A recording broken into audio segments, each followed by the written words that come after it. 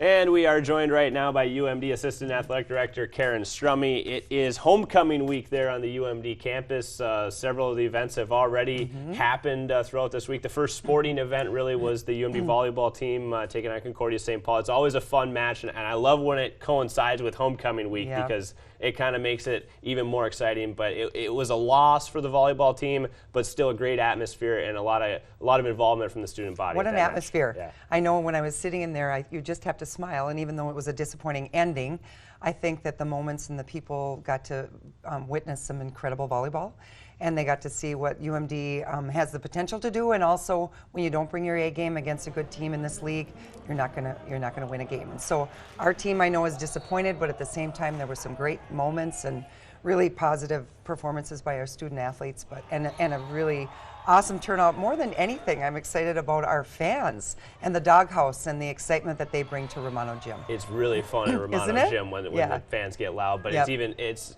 just as much fun when they get to Milwaukee Stadium, and the weather should be good. Yes, homecoming week, we never really know if it's going to snow or whatever, but it should be good on Saturday, and hopefully another good turnout at Milwaukee Stadium. It's looking great, and I know that Duluthians have a wonderful way of making the best of anything, but when it's beautiful and the leaves are really turning to peak and you see the hill up at Bagley Nature Center, and you just really see the spectacular views our campus presents to all of our fans, and then watching our alumni march on campus and really coming back with their families, and the tailgate atmosphere that we have. I mean, it's just something that we embrace, and I smile just thinking about it. I know you do it all season long, but how much has that pregame tailgate out in the parking lot really added to the festivities of homecoming week?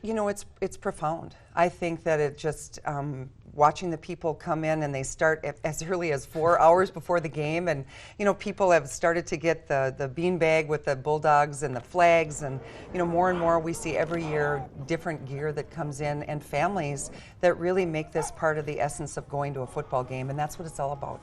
And we have found it to be growing. It was small at first, but now it's really, our parking lot is full, and we had to have an overflow parking lot, and I think it culminates with the Bulldog Walk that happens about 40 minutes before the game, where the Bulldog football team marches through with the coaches and the band and the cheerleaders, and they go right through the heart of the tailgate, and it's really something.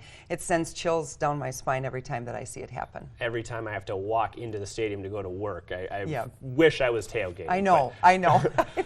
One of the other things about homecoming week, and again, you do this all year long, really, but the community events that you associate with this week, it really provides a good opportunity to just kind of centralize your focus for 7 days on the community events. And there's no question, and I know Chancellor Black, way back when we did his strategic plan, one of the goals that he had was really to reach out more in our community and include our community more on our campus, and for our campus to reach out down in the outreaching community as well. So I think one of the greatest things we did is we kicked off homecoming on Sunday with our Walk for Wishes, and I think many people don't know that the Make-A-Wish is the Division II national charity, and over the course of the past 10 years, Division II student athletes across the nation have raised $3.5 million, granted 500 wishes, and I think it's just, if we all do our part, this is something we did that we can make a difference. And this year, the first ever Walk for Wishes happened in Bagley on Sunday to kick off homecoming, and we had over 200 walkers and runners,